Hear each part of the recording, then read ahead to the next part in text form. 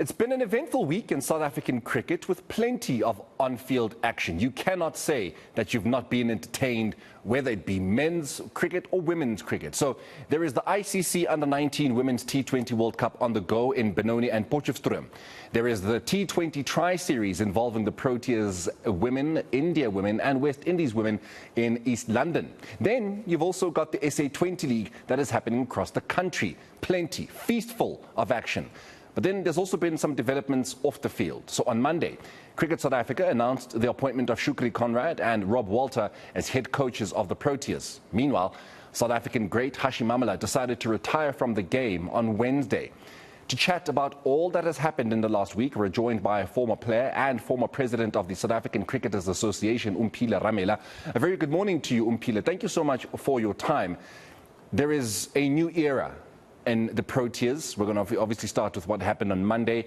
Some might say it was quite a surprise. You know, you would have expected Malibonga Maketa to be the man that gets the nod to take over the job, considering that he has been in the Proteas setup for a couple of years and that he's already started to lead the team already. But they've gone completely left, have CSA, Shukri Conrad, Rob Walter. They've split the roles. Your thoughts? Good morning, Morena, and good morning to the viewers of eNCA. I think these are very good developments for cricket. It's unfortunate for Malibonga Maketa because he has been in the system for quite a while and he has contributed a lot. But I think they've also made the right decisions in terms of appointing Shukri, who's been a very experienced coach. I've had the privilege of working with him. And Rob Walter, who's also done very well. He's coached abroad and he's had a lot of success. So I've had the privilege of working with both men. But I think there is something different for South African cricket by splitting the roles. And I think these are welcome developments. And we can only be hopeful that our fortunes are going to turn around both in Test cricket and in white ball cricket. You know, we say this in football, that you can get rid of the coach every single season. But look at Bafana Bafana. Let me not even look at club football. Look at Bafana Bafana. We've had many a coach coming and going at the national team, and yet the problem still persists. We are struggling to qualify for major events, particularly the World Cup. Let's look at it now from a cricket point of view. You can bring in Shukri Conrad, who knows the domestic season, knows these players inside out, and a Rob Walter, who is experienced, of course, at international level, hoping that they bring in the winds of change. But if there's an issue with players that is not being addressed, then you're basically not really doing anything different. Would that be the case in cricket? I think the same applies in all sports, actually. It doesn't matter which coach you bring in. The players still have to deliver the goods. But the good thing, I think, here with both these appointments, you can expect action or change if the players are not performing. So the one thing you can definitely be set on is underperformance won't be tolerated. Players will be given an opportunity to showcase what they can do. But if they're not pulling up their socks, someone else will get an opportunity. So I think the standards will be quite high. The expectations will be quite high for players to perform at the right level. And I think they won't compromise on that. So I think from that perspective, the coaches, I'm predicting they will have a major impact. And if they feel like they're not getting traction with their current group of players, they will definitely not be afraid to make immediate changes and drastic changes if they have to, and take the ship in a different direction. How long do they give Dean Elgar and Themba Bavuma? Because Themba, as it is going to lead South Africa into the ODI series against England. So basically they're saying that he still has his job for now. He still has his place in the team for now. But with Dean Elgar, we won't know whether or not he's still the man to lead the Proteas, or even if he still should be in the team, because there's only the West Indies series and then we're playing at the end of the year. So how long do they give the head coaches? How long do they give their two captains? I think they will give them as far as their performances dictate. You know, at the end of the day, whether you're the captain or you're a player, your performances will keep you in the side. So I think from both players, the experience will be invaluable to the Proteas group, but they will be expected to lead from the front if they will be given those leadership positions. So I think from both coaches, what I'm predicting is that they will have very difficult discussions with both captains about where they want to take the team and what direction they think the team should be going. If there's alignment, they'll work cooperatively. If there isn't, I think there'll be changes made. So I think it's going to be a very interesting period for South African cricket, but they will definitely not allow the captains to slack at any level. They will expect them to be leading from the front, particularly with the on-field performances, you know, and I think that is the right culture, that is the right attitude to have. So, and I think both players, we mustn't be too excited to make overhaul changes. I think we must value experience, but also experience must come to the party. So I think it will be a balancing act from both coaches, but you can expect some very difficult decisions to be taken in the next month or so. This is probably a question I should have started with Omphile. What pedigree do these two coaches bring? Because obviously we're seeing with our visuals that someone like Rob Walter has been involved with the Titans being an incredibly successful franchise in South Africa. There is also, of course, we've got Shukri Conrad, who instead has been involved with the under-19. So he knows very much some of these players because he's groomed them all the way to the senior level. But what pedigree do they bring in? What is it that's different that other coaches didn't have? I think I'll speak with Shukri first because he coached me quite a bit and he was at the Cobras.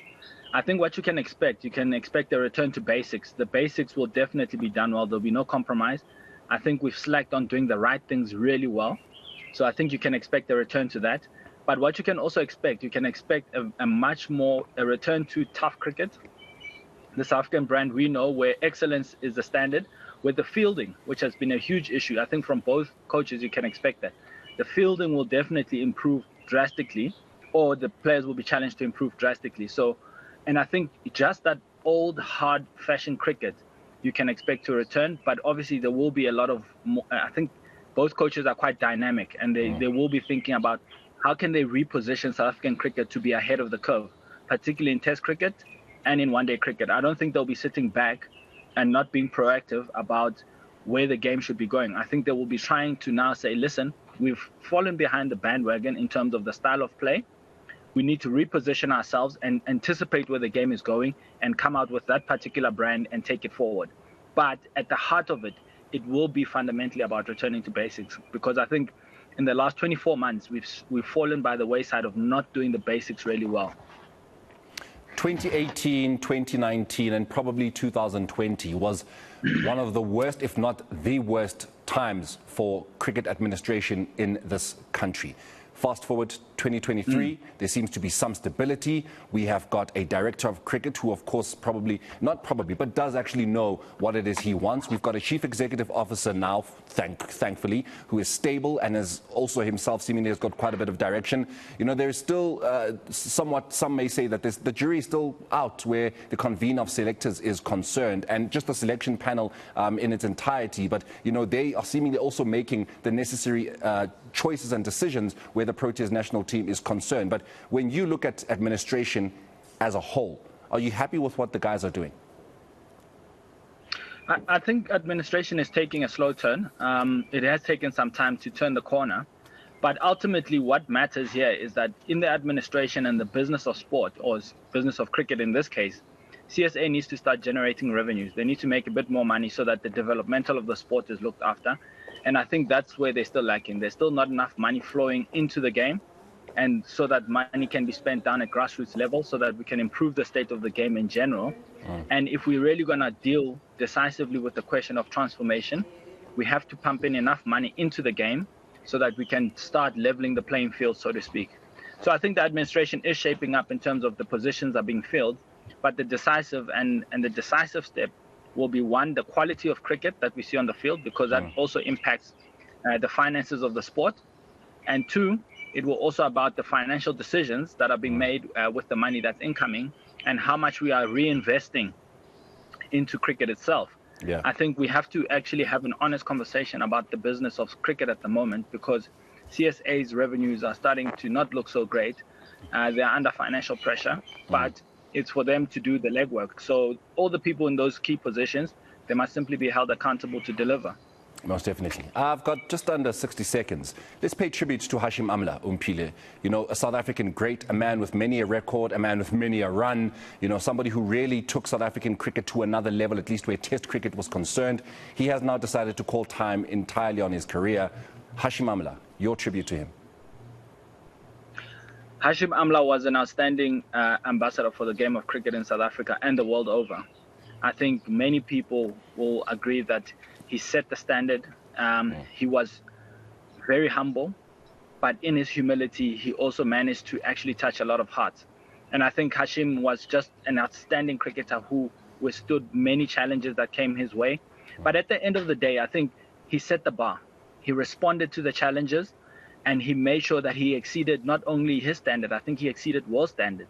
You know, he was such a phenomenal human being, and I think we would want to see more Hashim Amlas within South African cricket, people who are genuinely good people, but also at the heart of it are brilliant cricketers, are dedicated to the craft.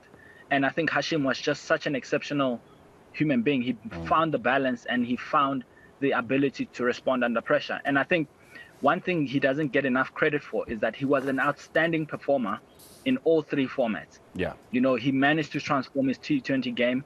He became a prolific opening batsman in his own way, and he really could take many attacks apart, whether it was just through skillful placement of the ball or just being Hashim, you know, just classic grit, dedicated to the task. Yeah. And I think, he deserves a very wonderful retirement. And I hope the game of cricket, the fans, and Cricket South Africa in particular, will pay a great tribute to the man.